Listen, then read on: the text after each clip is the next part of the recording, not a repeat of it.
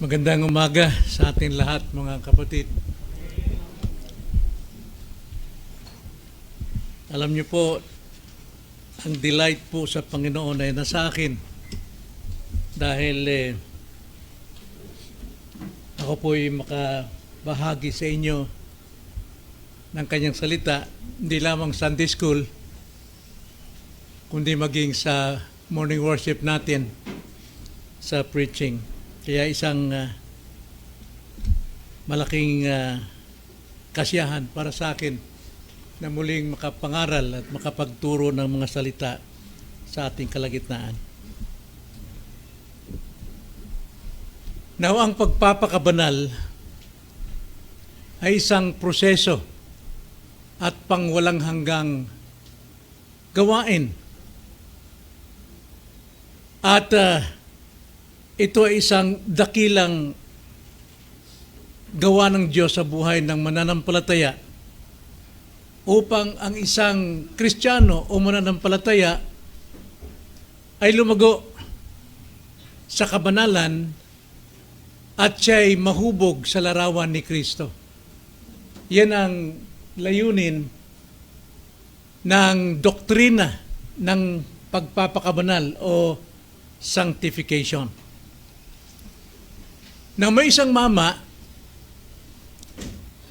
na nakatagpo ng isang itlog ng agila. At kanya itong tinago at gusto niyang ito'y maging totoong agila. Kaya isinama niya sa mga itlog ng manok at ito'y nilimliman. At makalipas ang ilang araw, napisa. At ang lumabas doon sa itlog na yon ay agila. Kaiba doon sa kasabayan niyang napisang itlog, panay sisiw, mga manok. Kaso lang, ang agilang ito, siya'y kumilos manok. Siya'y nag-iisip na manok. Siya'y nagkakalaykay na mga bulate na manok. At hindi niya alam na siya isang agila. Kaya siya lumaki bilang namumuhay na isang manok. Ngunit isang araw, nakita niyang may lumilipad sa taas. Mga agila. At nadama niya na malapit sa kanyang puso yung nagliliparang yun. At naisip niya na siya isang agila. Ako isang agila.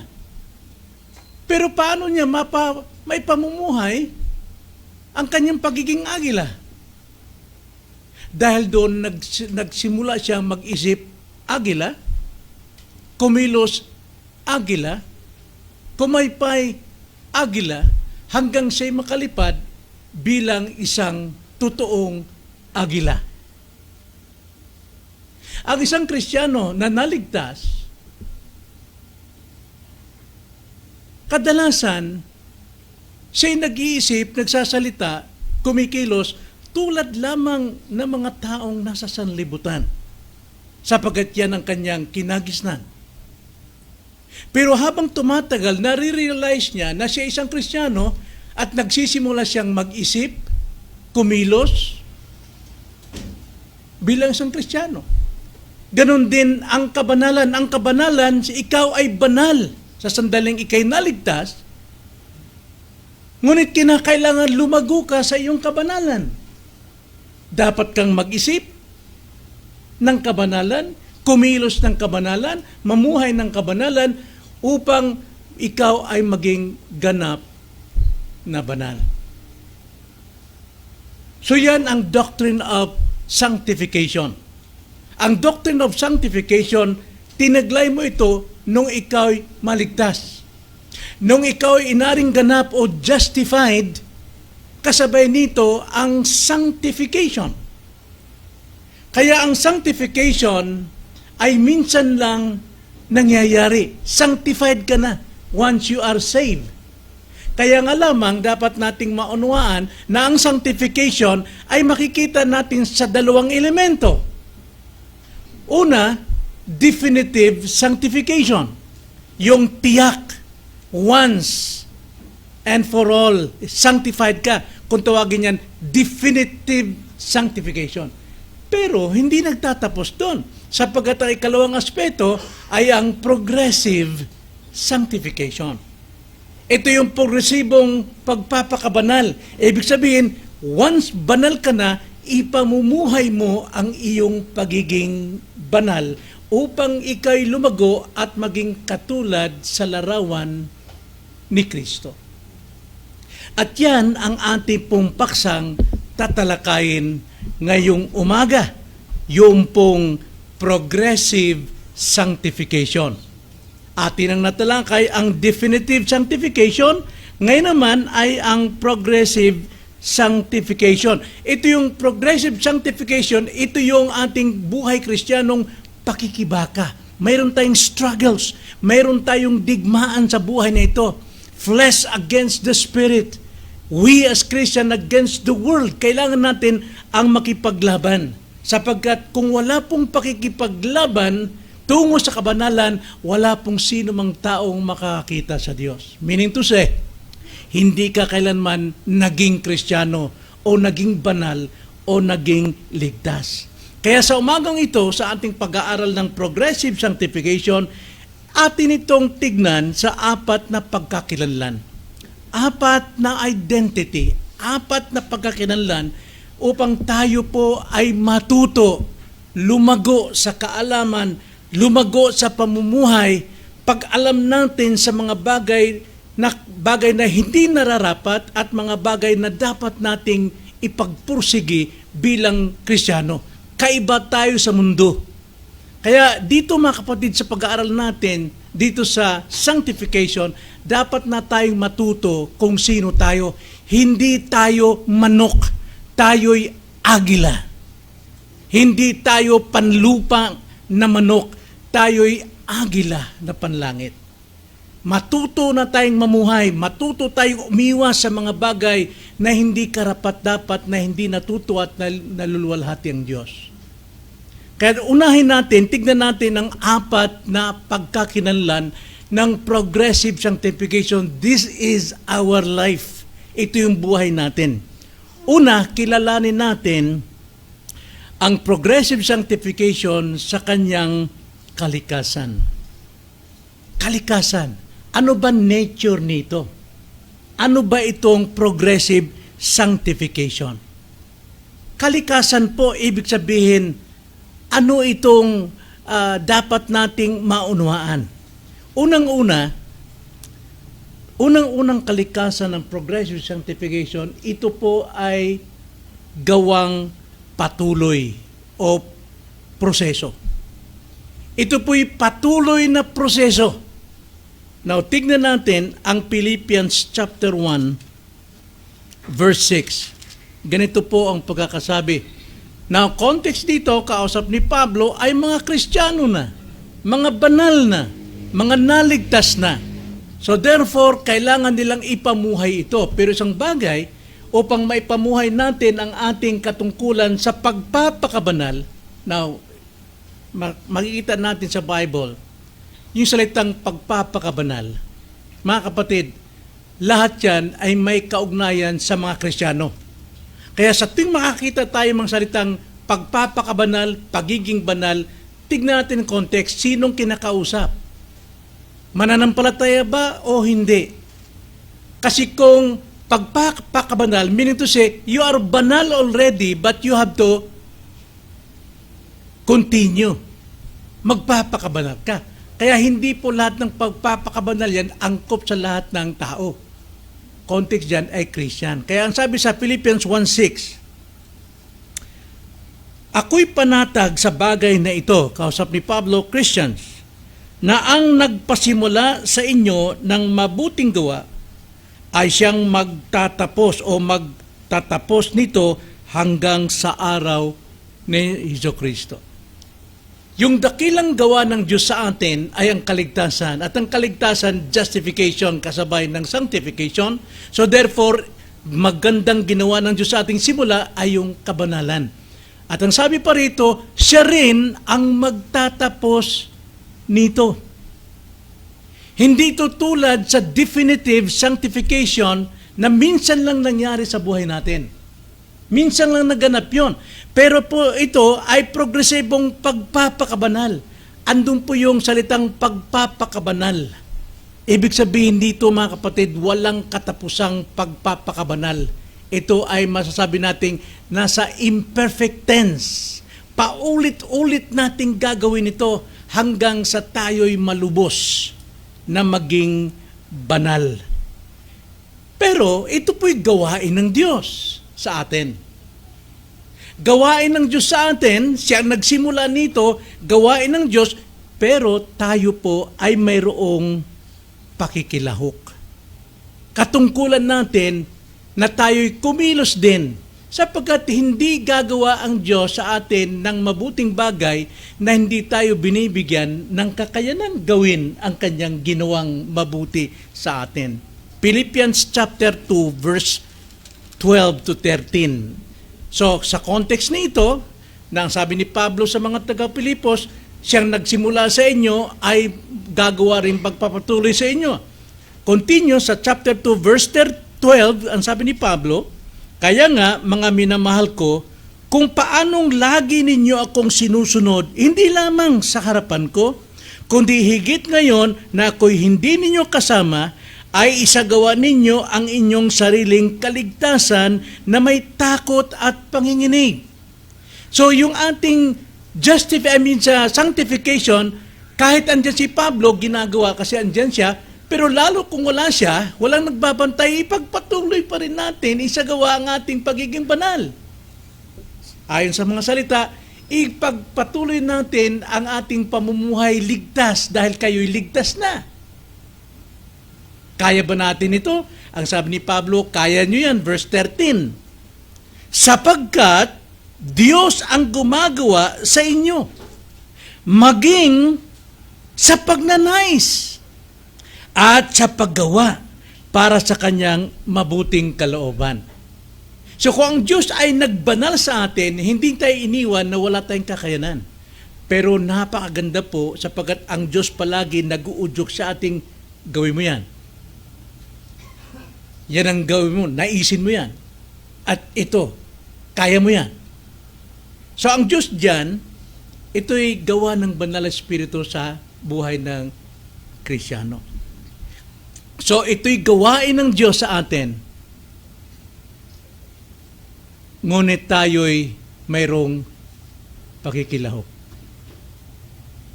Tanong ko sa inyo, kapon anong ginawa niyong kasalanan? Anong nagawa niyong kasalanan? Wala bang nag-udyok sa inyong puso, sa inyong diwa, na huwag mong gawin? Meron. Sapagkat ang Diyos ang naglalagay sa atin ng pagnanais at ng pagsagawa. At sasabihin mo hindi ka nagkasala dahil kunting bagay lang yon. Nagkasala tayo. Naudyok o naudlot yung ating pagpapakabanal. Dapat tayong maging matalas sa pakiramdam. Romans 8:15 says, the Spirit of God bears witness with our spirit that we are children of God. So if children of God, then walk in the Spirit. Dati hindi natin pansin yun eh. Kasi hindi tayo namumuhay sa kabanalan. Dahil wala sa atin ang kasipan ng kabanalan, salita lang natin as Christian, mamuhay tayong banal. Pero nandun tayo sa kasalanan. Pagsisinungaling sa pakikipag-usap natin. Pakikipag-deal natin sa mga anumang negosyo o usapin ng kaibigan. Alam natin mayroong Espiritu Santo nagsasalita sa akin, mali yan. But you resist the Spirit. Kaya nga nasasaktan ng Espiritu Santo sa buhay natin. Sa buong maghapon. Ilang beses nating nasasaktan ang Espiritu Santo. Pagmamayabang natin. Pagsisinungaling natin. Paggawa ng mga dahilan na dapat gawin natin yung ayon sa Panginoon. Gumagawa tayo ng maraming dahilan.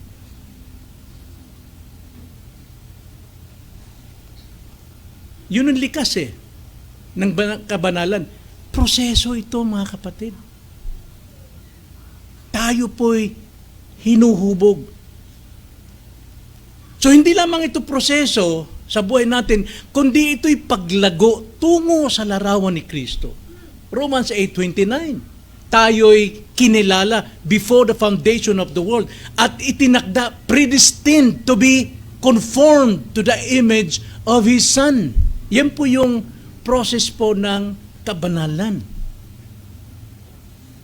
At pinagmamalakan natin, pinagpipreach natin, pinagyayabang natin, kailangan tayo. But how about you? Paano ikaw?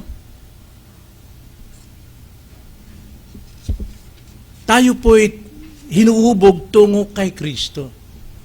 At itong kagandahan sinabi ni Pablo kung paano ito nangyayari. 2 Corinthians chapter 3 verse 18. Ganito po ang pagkakasabi ni Pablo.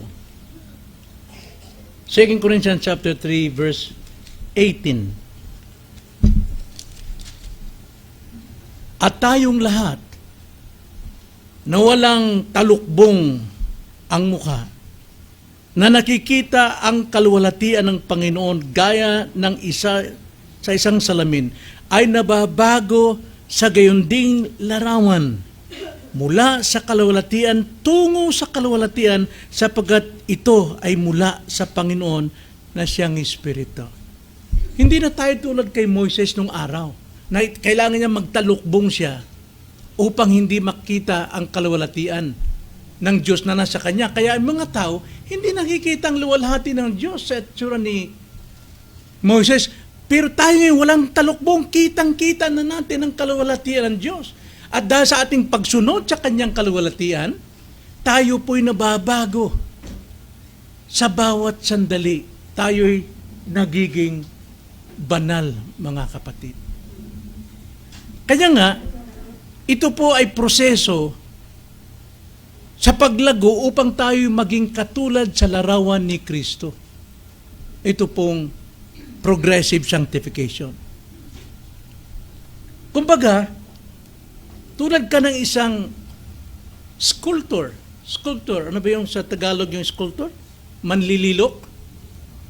Karamihan mga sculptor, sila po ay nag-uukit ng marmol. Ang isang sculptor, pag nag-ukit siya ng kanyang isipan, kung ano yung nakikita sa isipan, gusto niyang hubugin sa isang marmol na yan, nandun yung talagang pagtitiis. Andun yung tiyaga na kanya itong sinisilsil. Na tulad ni Michelangelo, kilala natin si Michelangelo, ang kanya pong karanasan, panutuon niya ay ganito. Nung siya po'y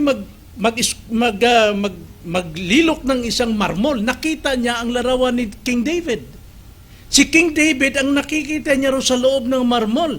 Kaya unti-unti niyang hinuhugis ito, pinupukpok hanggang sa luwabas yung katauhan ni David sa magitan ng kanyang imahinasyon. So ganun din ang buhay natin. From glory to glory, habang tayo po'y sumusunod sa dikta po ng Diyos ng pagnanais at pagsagawa, hinuhubog tayo ng Diyos sa larawan ni Kristo. Yun po yung kalagahan ng pagiging banal. Hindi ka magiging banal hanggat hindi ka muna naging banal. Hindi ka makapamumuhay ng ligtas hanggat hindi ka muna naligtas. Hindi ka makapamumuhay bilang agila hanggat hindi mo nakitang ikaw ay agila at hindi ikaw sisiw na manok. Maraming umangking Christian, but they cannot live as a Christian. Why? Because in the first place, they are not Christian at all.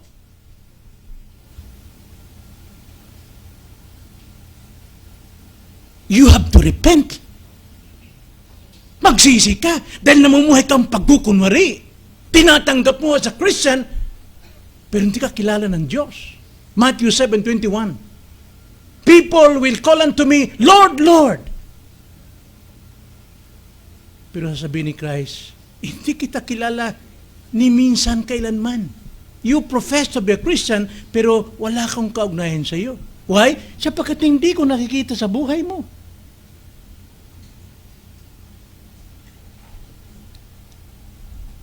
So yung unang identity ng progressive sanctification, yung kalikasan nito, it's a process, it's a growing to be conformed to the image of Christ. Na ikalawang identity o pagkakilanlan ng kapatid, kilalanin natin ito sa pamamaraan. Yung kanyang pamamaraan ng progressive sanctification. Unang-una, mayroon itong tatlo na pamamaraan. Unang-una, progressive sanctification ay nangyayari sa pamamagitan ng kapangyarihan ng salita ng Diyos. So, unang proseso is through the Word of God. John 17:17, ganito po ang pagkakasabi.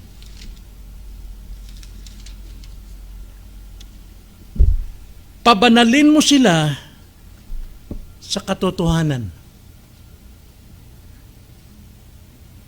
Ang salita mo ay katotohanan.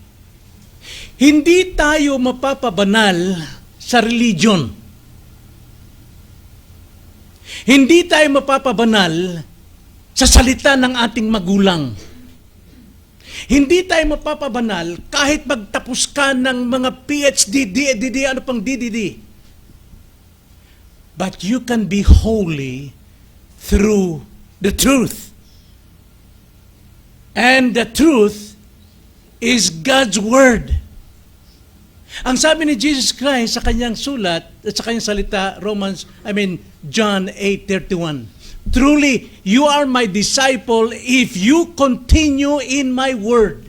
Totoong kayo'y aking alagad kung kayo'y mananatili at magpapatuloy sa aking salita. Sapagkat malalaman ninyong katotohanan at ang katotohanan ang siya makapagpapalaya sa inyo.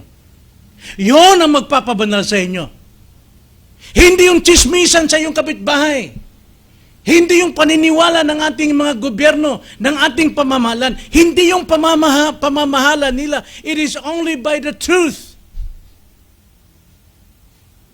Ang tao ngayon, Christians, mas maraming panahon sa mundo, sa karunungan ng mundo, pero walang pahalaga, walang pagmamahal sa katotohanan na ito'y pinapahig sa atin sa araw ng pagsamba.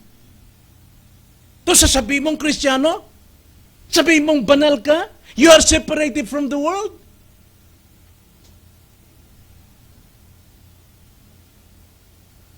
No, you're not. Huwag mong sabihin sa akin, Kristiyano ka. Huwag mong sabihin, banal ka. Na buong maghapon mo nandiyan ka sa sanlibutan. Nasa sarili kang yungib. Ang pamamaraan dito, una, salita ng Diyos. Ang gospel is the power of God. Romans 1:16. Sabi ni Pablo, kaya hindi ko kinakahiya ang ebanghelyo ng Diyos sapagkat itong kanyang kapangyarihan sa ikaliligtas sa sino mang sumampalataya. Either siya Greek or Hudyo, Kapangpangan, Bisaya, Tagalog, anuman ang lahi niya, siya'y maliligtas kung siya'y sasampalataya dito sa salita ng katotohanan. Anong mga salitang katotohanan tinatanggap ninyo? Sa Facebook? TikTok? Sa news? Sa araw-araw? Lahat yan ay bulok. Hindi yan katotohanan. That is not truth na magiging banal ka. sa bagay na yan. Salita ng Diyos lang kailangan natin. Kaya nga napakalaga po palagi na tayo'y nandyan po sa paanan ni Kristo sa pangangaral. Nasaan kayo nung nakaraang Sunday? Anong ginagawa ninyo? Namasyal kayo? Nanligaw kayo? Ano bang ginagawa nyo? Nasaan kayo? Nababanal ba kayo doon?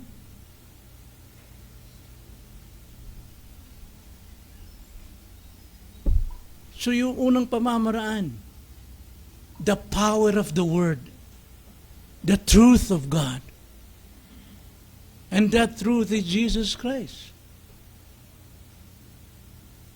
Kailangan mo si Jesus. Every Sunday, every prayer meeting, every day in your life, reading His Word. Then ikalawa pong pamamaraan is the work of the Holy Spirit.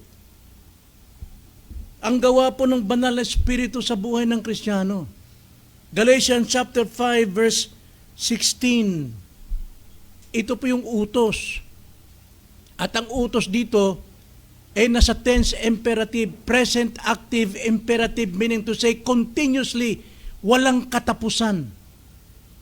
Daily. At ang sabi po rito sa Galatians chapter 5 verse 16, lumakad sa Espiritu, walk in the Spirit, at hindi ninyo pagbibigyan ang mga nasa laman. Ano po yung nasa laman? Yung ating natural. Yung ating pong likas sa pagkatao na lipos po ng kasalanan. Sa Christian is the remaining sin. Hindi pa tayo ligtas sa presence of sin. Kailangan pa natin ng pakipagkumbati. At ang pakipagkumbati rito, kung tawagin yan, is progressive sanctification. In other words, is conversion. Lumakad sa Espiritu. At alam natin, ng banal na Espiritu, hindi sa sinungaling. Bawat Kristiyano, you have to know this. Mayroon kang Espiritu. At sino yung Espiritong yan? Si Jesucristo, ang Diyos. Kung ikay anak ng Diyos, dapat alam mo kung ano yung dapat mong alamin. Galatians 4:6 says, now because you are children, then God, the Father, sent forth the Spirit of His Son into our hearts. So we can call Him Abba Father, our Daddy, close relationship with God. So kung nasa ating pong banal na Espiritu, that Spirit bears witness with our spirit.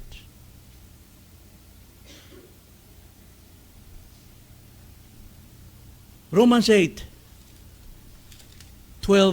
verse 12. Para malaman natin, sino ba tayo, mga kapatid? As a Christian, kung sinasabi natin Kristiyano, then listen. Pakinggan mo ang sinasabi ng salita ng Diyos.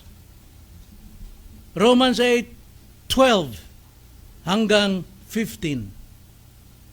Kaya nga mga kapatid, so, brethren, Kristiyano, mga may utang tayo. Hindi sa laman. Hindi dun sa ating nature. Hindi tayo may utang para sundin palagi ito. Nabayaran natin ang ginagawa niya. Because the wages of sin is what? Death. So bakit tayo magbabayad ng utang sa Kanya? We're no longer alipin dyan. Tinubusan tayo ni Kristo sa judgment of sin. Kaya ang sabi rito ni Pablo, kaya nga mga kapatid, mga may utang tayo, hindi sa laman, upang mamuhay ayon sa laman. So, anong dapat gawin? 13, sapagat kung mamuhay kayo ayon sa laman, kayo ay mamamatay. Meaning to say, you will be separated to God. Mamamatay kayo. Subalit, kung sa pamamagitan ng Espiritu ay pinapatay ninyo ang mga gawa ng laman, kayo ay mabubuhay. What do you mean by patayin ang gawa ng laman? Patayin natin ang kasalanan. Yung pagsisinungaling natin, pagyayabang natin, patayin yan. Huwag ka nang magkaroon ng relasyon dyan. Faith without works is dead. See? The flesh, body, and spirit, pagka ito'y hiwalay, patay kung tawagin. Then 14, sapagkat ang lahat ng pinapatnubayan ng Espiritu ng Diyos ay sila ang mga anak ng Diyos. See? Yung pinapatnubayan ng Espiritu, meaning to say, mas mahalaga sa kanya yung dikta ng Espiritu na kung anong dapat niyang gawin sa araw, halimbawa, ng Miyerkules, kaysa mamasyal, ano bang dapat natin gawin? Ano bang udyok ng Banal Espiritu pagka Miyerkules? Prayer meeting. Alam natin yan. Pero mas pinalaga natin ang udyok ng laman. Lalo na pag Sunday. Again, sapagkat ang lahat ng pinapatubayan ng Espiritu ng Diyos ay sila ang mga anak ng Diyos. 15, sapagkat hindi kayo tumanggap ng Espiritu ng pagkalipin upang muling matakot, kundi tumanggap kayo ng Espiritu ng pagkukupkup ng pagiging anak, na dahil dito'y tumatawag tayo, Abba, Father. Meaning to say, mayroon kang karapatang tumawag sa Diyos na iyong Ama. Ama bilang anak. And Father, sabi dyan, bilang nilikha. Lahat ng tao ay nilikha rin ng Diyos. Pero hindi lahat ng tao ay may karapatang tumawag ng Abba sa Diyos. Only those who walk in holiness. So ano pong pamamaraan? Salita ng Diyos. Ikalawa, banal na Espiritu. Nasa atin yan. At ikatlo, pagsubok at disiplina. Christians, hindi tayo hindi tayo absent o hindi tayo nagkukulang o hindi tayo libre sa mga pagsubok at disiplina ng Diyos. Tayo karamihan, pag tayo mayroong pagsubok o tayo ay dinidisiplina ng Diyos, now, tanda natin, ang pagdisiplina ng Diyos, hindi lamang yung magkasakit tayo, hindi lang yung masunugan tayo, hindi lang yung tayo maghihirap. Number one, disiplina ng Panginoon sa kanyang mga anak through His Word. Sa kanyang salita, makakarinig ka ng masasakit, pero katotohanan. At yan po ang paraan ng Diyos na tayo po'y silsilin sa ating katagasan upang tayo mahubog sa larawan ni Kristo. Hebrews chapter 12, verse 6. Ganito po ang pagkakasabi. Sapagkat dinidisiplina ng Panginoon ang kanyang minamahal at pinarurusahan ang bawat itinuturing na anak. Nakita niyo? Pinarurusahan. Kaso lang ang parusa ng Diyos, hindi tulad ng parusa natin sa ating mga anak. Ang parusa ng Panginoon at disiplina ng Panginoon sa atin, masakit. Pero may magandang layunin. Ang pagdurusa ng buhay natin at disiplina ay nagpapadalisay ng ating pananampalataya at nag-aalis ng ating dumi sa buhay. Hinahayaan ng Diyos na ang mga hamon sa buhay natin, yung pagkaligalig natin sa buhay, sinasadya yan para tayong nililiglig upang alamin natin saan tayo dapat tumayo. Dapat alam natin, tumayo tayo sa side ng Panginoon. Sabi nga ni Apostol Pedro sa kanyang sulat sa 1 Peter chapter 1, verse 6 to 7. Na ang pananampalataya natin, ito'y talagang totoong pananampalataya. Walang kasinungalingan ito. Pero, ang ating pong pananampalataya kailangang dalisayin pa. Tulad ng ginto, ginto na siya. Kaso lang minsan may mga bato, may mga dumi, may mga kalawang kumakapit. Ginto na siya, hindi may tatanggi. Pero kailangan dalisayin ito sa isang nagbabagang apoy upang ang mga dumi matanggal, masunog, nang sa ganon lumabas yung kadalisayan ng ating pagiging Kristiyano. At kung walang pong pagsunog, walang pagdalisay, mga kapatid, hindi tayo mahuhubog sa tunay nating kalagayan bilang Kristiyano.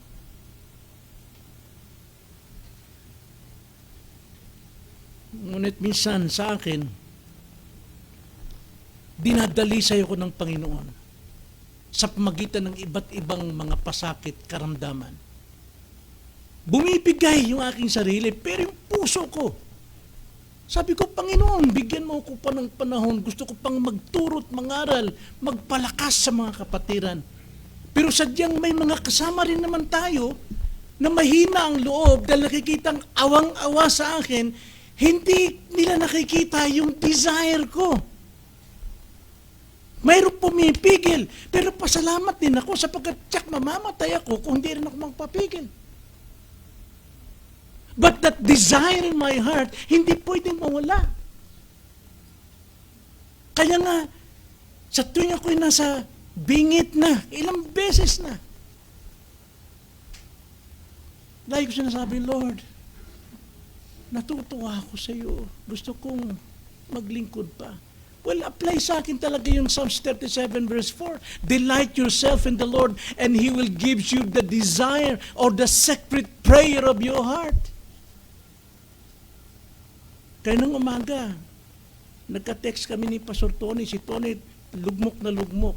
Bagamat siya nakapagturo ng hapon sa loob na ng isang buwan, pero dumating naman yung pagbagsak ng kanyang karamdaman. Minomonitor siya ng asawa at anak para dalhin sa ospital, pero ayaw niya. At marami siyang, hindi naman siya makapag-preach mamaya. Pero sabi ko sa niya, Pastor, eto lang, hangarin mo yung kalooban ng Diyos sa puso mo at ang Diyos ang magbibigay sa iyo. Desire. Delight yourself in the Lord and He will give you the desire of your heart. Brethren, mga minamahal kong kapatid, lagi nating magalak tayong palaging hangarin, maghangad sa puso natin kung ano yung kalooban ng Diyos at ipagkakaloob niya. Sabi nga ni Jesus Christ, hingin niyo ang nais niyong hingin sa akin at ipagkakaloob ko sa inyo. Pero minsan hinihingi natin saliwa sa kinakailangan natin.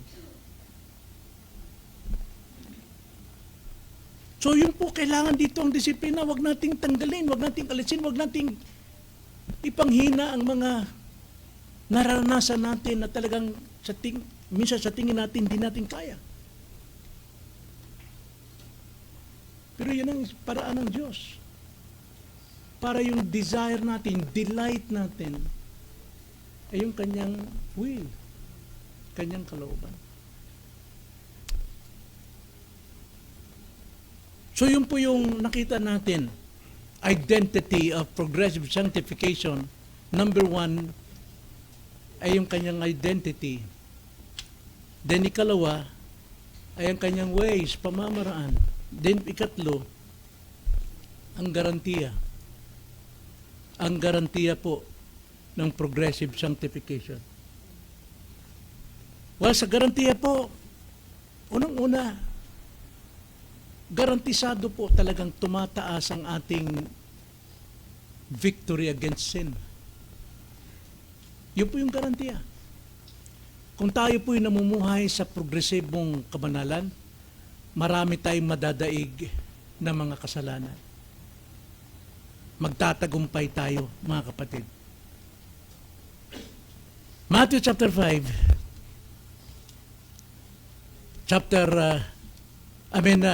First Thessalonians, 1 Thessalonians chapter 4, verse 3.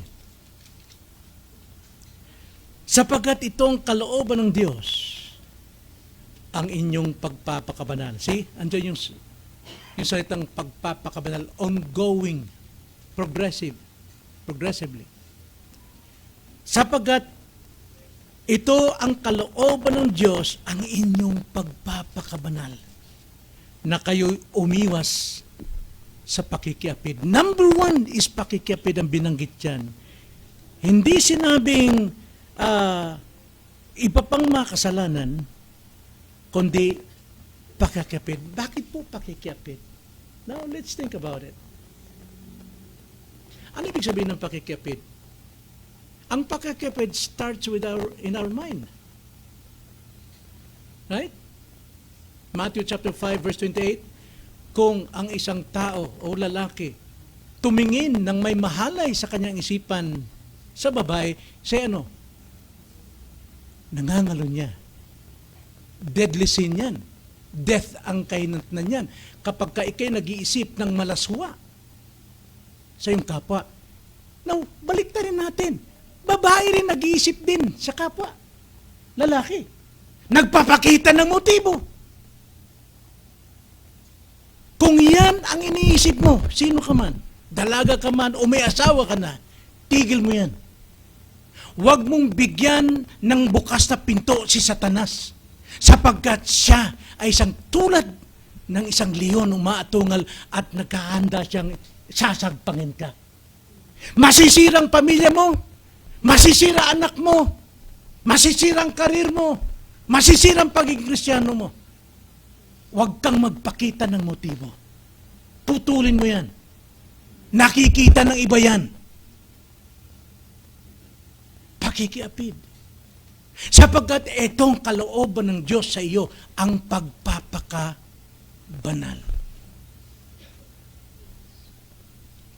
At kapag tayo po ay nasa proseso ng pagpakabanal, sumusunod tayo sa dikta ng Diyos sa pamagitan ng banal na Espiritu, ginagawa natin ang kanyang kakayanang pinagkaloob sa atin, tayo po ay nahuhubog sa larawan ni Kristo at garantisado madadaig natin ang maraming kasalanan.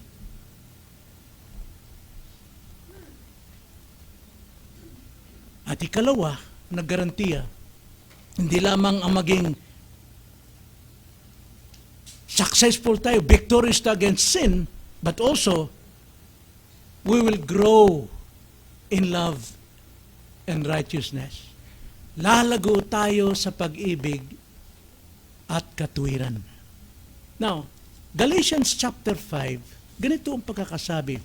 Bago po binanggit ni Pablo ang paglago po sa kabanalan,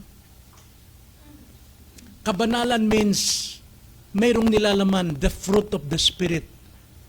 At Lord willing, next Sunday, yun po ang aking sisimulang series, the fruit of the Spirit. Kasi yan ang gawang kabanalan sa buhay natin. Para bago banggitin nyo ni Paul, may binanggit muna siya sa unahan. Romans chapter 5 verse 19. Ganito ang pagkakasabi. Ngayon ay hayag ang mga gawa ng laman. Ang mga ito ay pakikiapid. Number 1 talaga pakikiapid. Okay? Karumihan, kahalayan, pagsamba sa Diyos-Diyosan, pangkukulam, alitan, pagtatalo, paninibugo, pagkagalit, pagkamakasarili, pagkakabahabahagi, mga pagkakampi-kampi, pagkainggit, paglalasing, kalayawan, at mga katulad nito, binabalaan ko kayo. Gaya ng aking babala nung una sa inyo, na ang mga gumagawa ng gayong mga bagay ay hindi magmamana ng karya ng Diyos. Then you have to grow in the Spirit, in holiness. Kaya sabi sa 22, subalit ang bunga ng Espiritu ay pag-ibig, kagalakan, kapayapaan, and so on, and so forth. So habang tayo po ay umiiwas doon, nilalaban natin ang kasalanan, wala ang tendency po niyan, lumalago po tayo, hindi tayo naging stagnant. Hindi tayo ng iba tulad ng iba, pagtalikod sa kasalanan, pagtalikod sa pagsinigarilyo, pag-iinom, wala silang pagpapatuloy sa kabutihan. Nananatili silang ganun. Yung tinatawag na New Year's resolution. Pagdating ng January, tatalikuran lahat. Pero wala silang ginawa. Hindi tinanggap si Kristo sa kanilang buhay. Hindi pinamuhay ang Diyos ng Banal Espiritu na gumawa ng mabuti at kabanalan. Kaya ano nangyari? Babalik yung vision yon at maghahakot pa ng 7 kasing dumi niya upang lalo pa siyang lumala sa kanyang kasamaan. But dito po sa progressive sanctification, garantisado po yun. Nananaig tayo sa kasalanan, lumalago naman tayo sa pag-ibig at katuwiran. So ang spiritual na paglago ay makikita sa ating mga saloobin, sa ating kilos, sa ating relasyon, sa kapwa. Isa na yung walang pait sa kapwa, walang selo sa kapwa, walang inggit sa kasapwa, walang pagtatanim ng sama sa kapwa.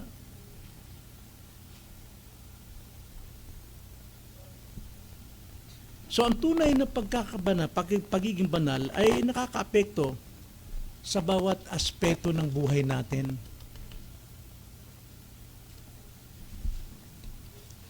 So yun po yung garantiya.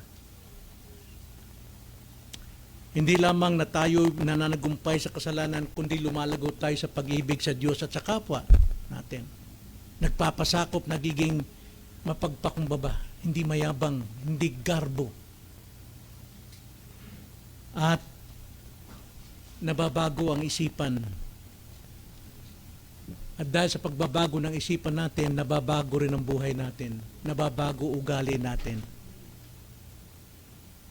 Romans 12 verse 2.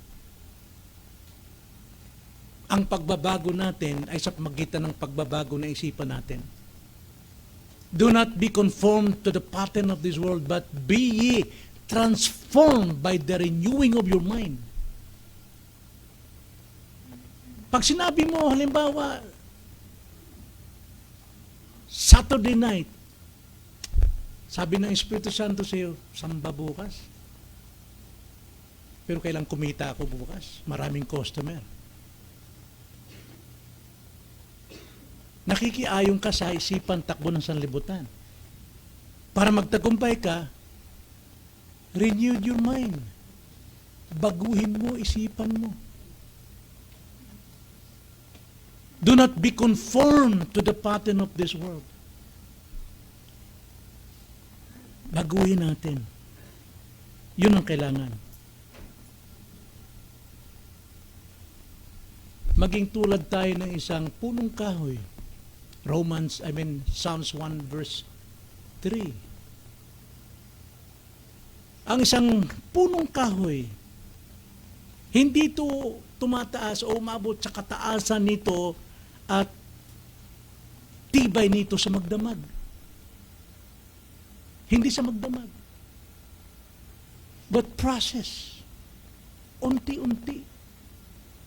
Mayroong pagdilig, mayroong paglilinis, may araw, may sikat, may ulan, may pagdilig. Yun po yung kabanalan natin. Garantisado po ang ating kabanalan sa tulong ng Diyos. At pang-apat po na pagkakilanlan o identity ay yung pong ating tungkulin, yung ating papel, yung tungkulin natin. Hebrews chapter 12 verse 4.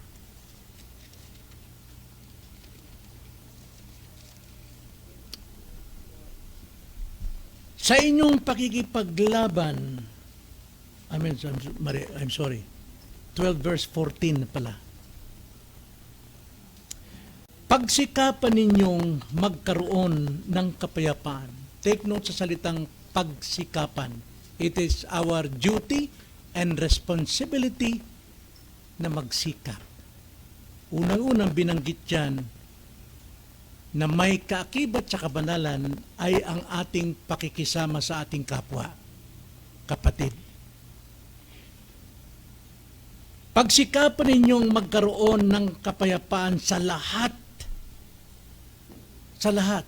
at ng kabanalan, na kung wala nito'y walang sino mang makakakita sa Panginoon.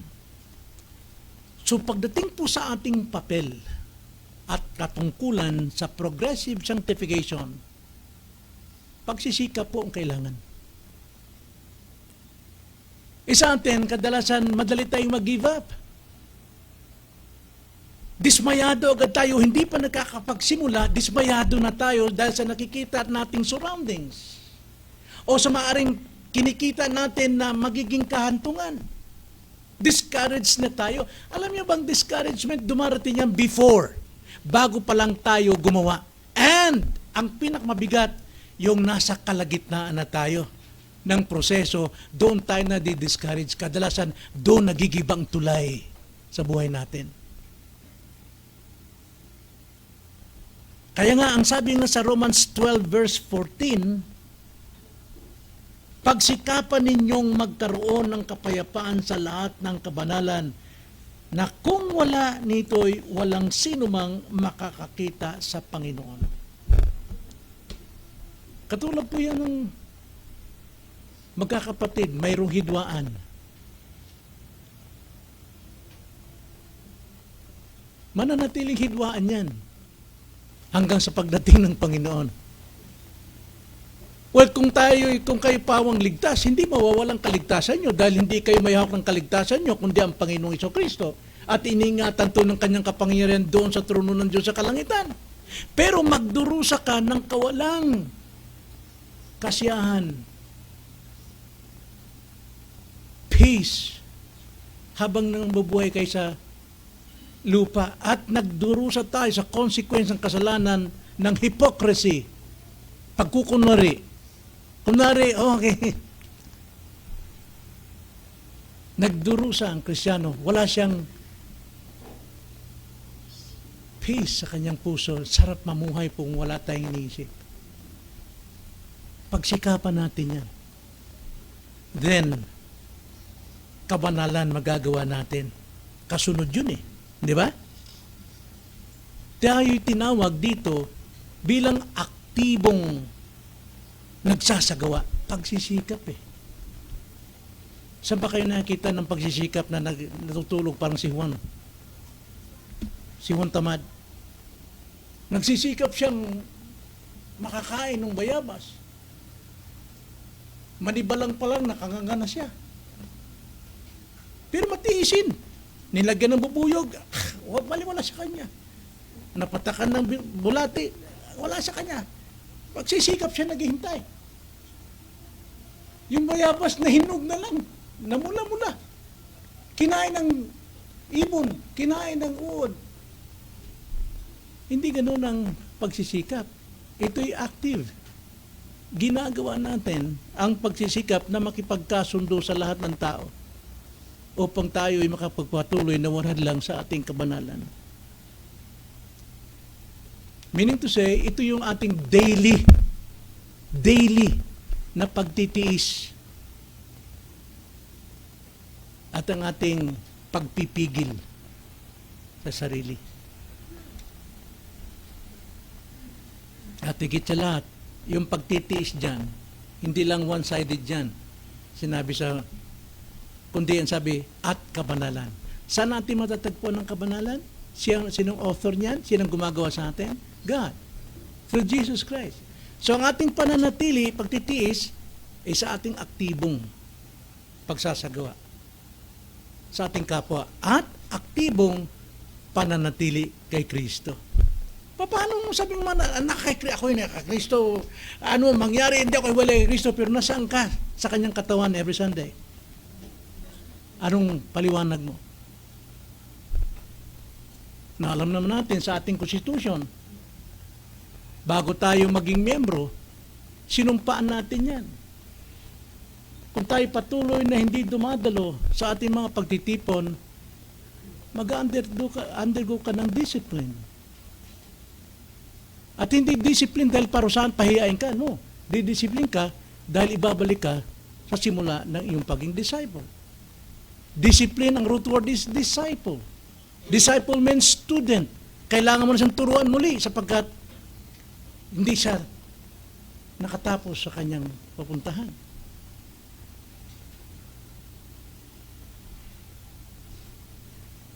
As a pastor, kami po'y overseer. Natitignan namin lahat ng kilos niyo, ugali ninyo. At huwag yung antayin, pupuntahan kayo para kausapin. Kailangan ng pagsisikap. Tanong natin, ang mga Kristiyano ay mga disciple of Christ, mga disciplined people. Kailangan natin ng pagsasanay, tulad ng isang atleta. Ang atleta, mga kapatid, walang kasawa-sawa, everyday, daily, routine niya ang mag-exercise. Kung ano yung nasimulan niya, yun din ang sisimula bukas, yun din ang tatapusin niya bukas, yun din. Yan po ang athlete. Hindi siya pwedeng sumalang sa karera hanggat hindi niya na balik-balik pagsasanay yung kanyang natututunan at sinimulang pagdidisiplina sa kanyang sarili. Sa atin po wala pong bago. Ang ating pagtitiis sa discipline, wala pong bago. Hindi ka kapunta sa abroad para makinig ka ng bagong aral. No. Andiyan po yan. Hindi pa tayo sinisilang, nandiyan yan sa salita ng Diyos. Hindi natin kailangan dito ang mga bagong, kung ano yung mga nauusong aral ngayon sa abroad. Kailangan natin dito ang patuloy. Ano pang patuloy? Papatuloy natin. Number 1, reading His Word and meditate on it. Pray. Witnessing. Worship. Yun ang kailangan nating pagtiisan hanggang sa pagdating ng ating Panginoon. So sa ating pong pagtatapos, mga kapatid, ang progresibong kabanalan ay panghabang buhay na proseso.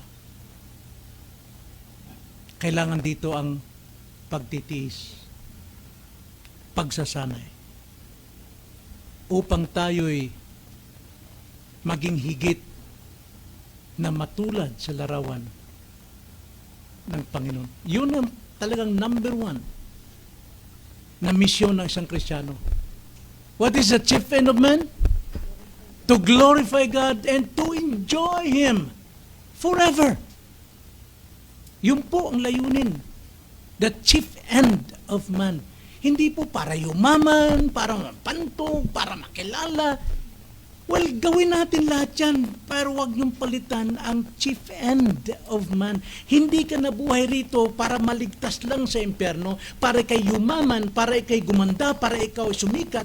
No, ikaw ay niligtas ng Panginoon upang manatili sa Kanya magpasawalang hanggan. So, dapat aktibo ang ating pagpapakabanal. Okay? Banal na siya. Hindi ka magpapakabanal para maligtas o para maging banal. No! Ikaw ay magpapakabanal dahil banal ka na sa simula pa lamang. Ikaw ay magpapakaligtas dahil ikaw ay ligtas na sa simula pa lamang. Kaya huwag natin pagkakamali ng kaligtasan o ang kabanalan ay maangkin natin sa magitan ng ating pagsisikap. No. Kabanalan, kaligtasan ay sa Diyos lamang. At sa mga tumatanggap nito, ipamuhay ang kaligtasan, ipamuhay ang kabanalan. Let us pray. Panginoon, nagpapasalamat kami sa iyo po mga salita, sapagkat sa salita ninyo, ito'y nagbibigay muli sa amin ng liwanag upang makita namin ang iyong kalooban at upang makita namin ang aming pong mga kakulangan.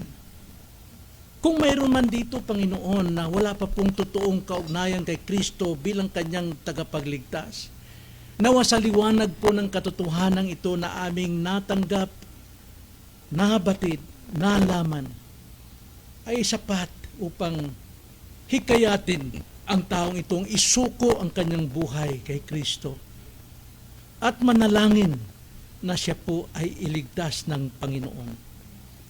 At kung kami naman o may mga tao namang Kristiyano na, ngunit namumuhay bilang manok at hindi agila, naway imulat nyo ang kanya pong sariling kaunawaan na makita niyang katotohanan na ano ang buhay ng isang agila at magsimula siyang magsalita na agila, mag-isip na agila, lumakad na agila, kumampay at lumipad bilang agila.